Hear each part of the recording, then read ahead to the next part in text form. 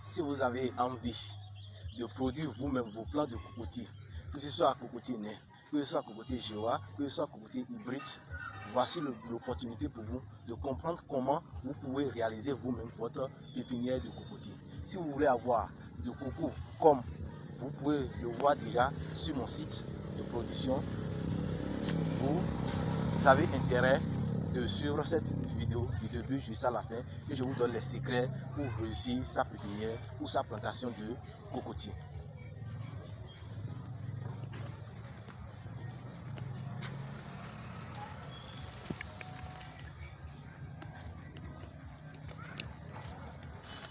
Voilà la machette.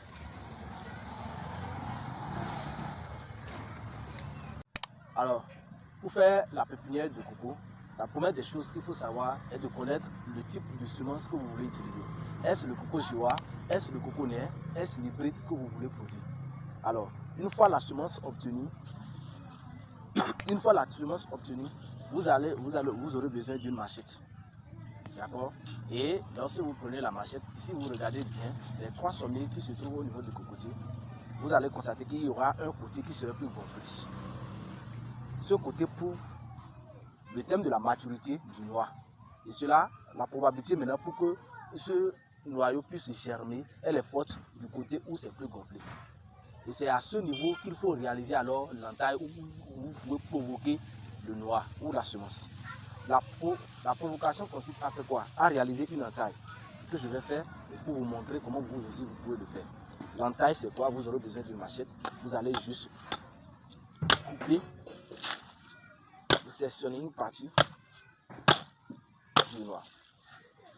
Quand je le fais ainsi, ceci permet à l'infiltration de l'eau dans le noix. Et l'eau peut aller directement toucher l'œil du noix qui se trouve à l'intérieur. Et ainsi donc, là, ça va booster la germination. Alors, quand vous faites ça comme ça, vous allez réaliser ce que nous appelons une petite fouille. Vous allez creuser un petit trou. Et quand vous faites le trou, maintenant, vous allez maintenant refermer avec de terre, juste un peu. Et vous allez arroser copieusement, matin et soir. Le cocotier aime l'eau. À la pépinière, il aime beaucoup d'eau. Alors, je vais vous montrer comment vous pouvez réaliser. Quand vous le faites ici, si vous voulez, vous allez déposer le noix comme ça, dans le trou. Et quand vous arrosez, l'eau va s'infiltrer ici et ça va toucher le noix. Et comme ça, vous allez constater que la germination va sortir d'ici. Autre position que vous pouvez donner au noix, si vous voulez, vous pouvez mettre le noix comme ça, ou vous mettez le noix comme ça. Et l'eau s'infiltre directement et ceci permet la germination du noix. Alors, si vous mettez le noix comme ça, vous refermez légèrement. Le conseil que je vous donne, c'est qu'il faut pailler. Il faut pailler le plus souvent. Il faut pailler pour conserver l'humidité les tout premiers mois. Tu peux fumer là-bas, tu vas regarder, il y a des noix qui sont encore là, qui sont encore paillées. Vous voyez, des noix de coco qui sont encore paillées en germination. Bien, on va les montrer encore ce qu'il y a ici. Vous avez vu? Rapproche la caméra. Vous voyez? Vous voyez? Ici, je n'ai fait aucune session. Je n'avais pas eu le temps. Je n'ai fait aucune session. Vous voyez? Vous voyez? Quand vous paillez, tout ce qui est là, c'est des noix de coco qui sont paillées. Montre encore ici. C'est des noix de coco qui sont paillées. Alors, quand vous faites ça comme ça, quand vous mettez le noix en pépinière et que vous paillez tel je viens de vous montrer ça, 1 mois à 3 mois, vous aurez la sortie de votre noix.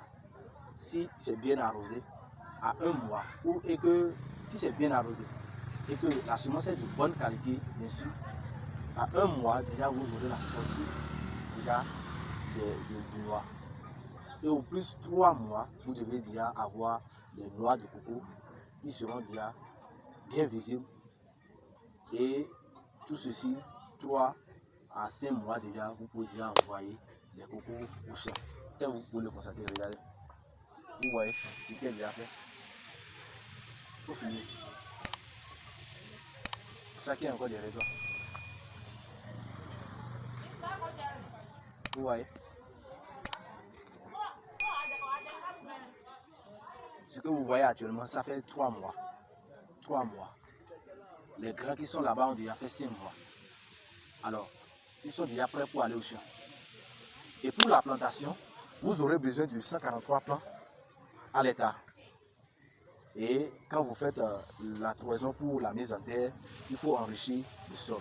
Et le conseil que je vous donne le plus, il faut utiliser du sel de cuisine, le sel de cuisine pour fertiliser vos cocotiers. Merci. Si c'était Lazare vidéo,